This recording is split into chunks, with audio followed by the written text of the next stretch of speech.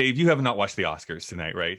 No, we don't watch the Oscars. I am so excited. I am so excited that I get to tell this to you. Okay. I just finished watching it. This is bonkers. So to tell you the truth, I thought the first 2 hours was loving it. Super small. It was in this like little ballroom. It was only nominees that were invited to this year's ceremony. It was just different. Okay. Yeah, very different, like very intimate. Like people were being very earnest and open. Like there was no cutoff time for speeches, so people were going on as long as they wanted to. But I personally loved it. First sign of problems. 6th or maybe 7th award of the night was Best Director, which is weird because that's usually like the second last award of the night, right? Okay. They usually like ramp it up to what Best Picture is.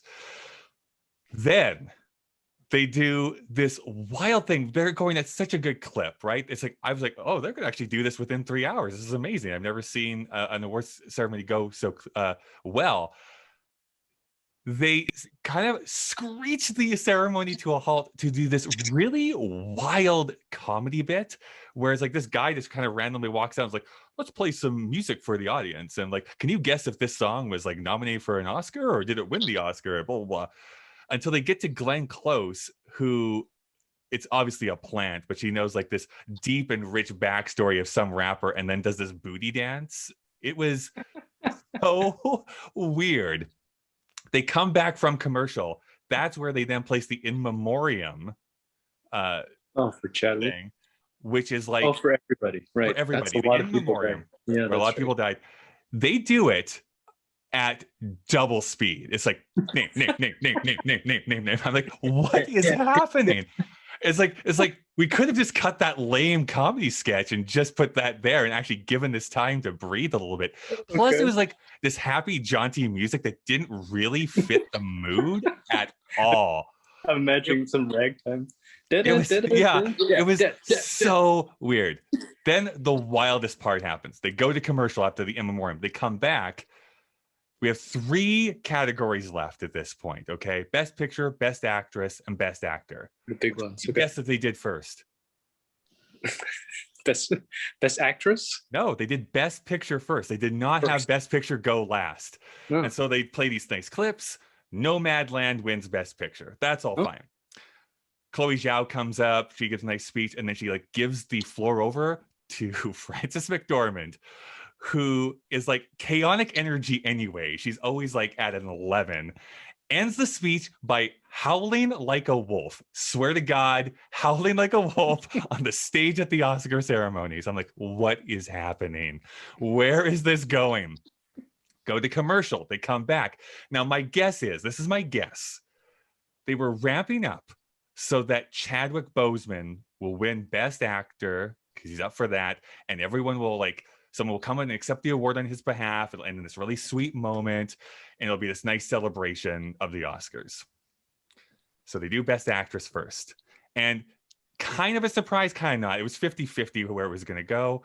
Frances McDormand wins Best Actress. So she is now tied Meryl Streep for the amount of awards at the Oscars with way less nominations. So that's something cool. But she's short and sweet. She's like 30 seconds at most. Like, thank you for the award. Thank you for your time. Off. Yeah. Right. Best Actor.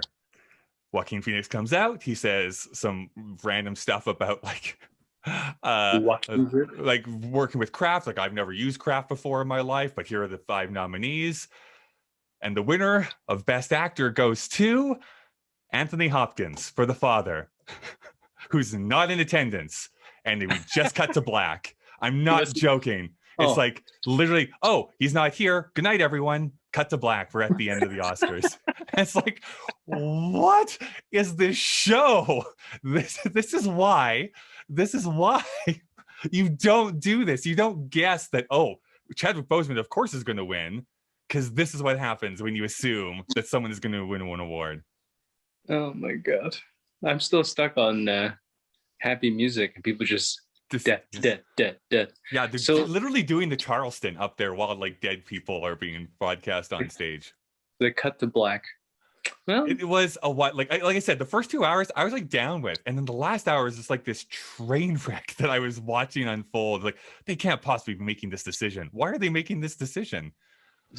This is why I love the Oscars, Dave. I love it every year. Something weird happens. You are freaking out. Mm-hmm. Well, so now what?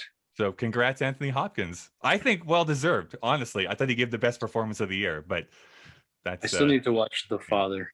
It'll make you sad and cry, but... Kind of like $1 Million Duck. No, that's just because you're crying for humanity instead of crying because of humanity. So, oh man, just wait till people get a load of that. Yeah. Anyways, thank you for indulging me, Dave. I had to tell this to somebody. Well, this is what I'm here for, and I'm both happy and glad that I missed it. Mm-hmm. Is that the same thing? I will force you to watch next year. I think I'm going to force. I think you will. It. Yeah, actually, I'm feeling like that's going to happen. The fact that you're calling me in the middle of me watching Endgame and just ruining my whole day. just imagine Francis McDormand howling at the moon.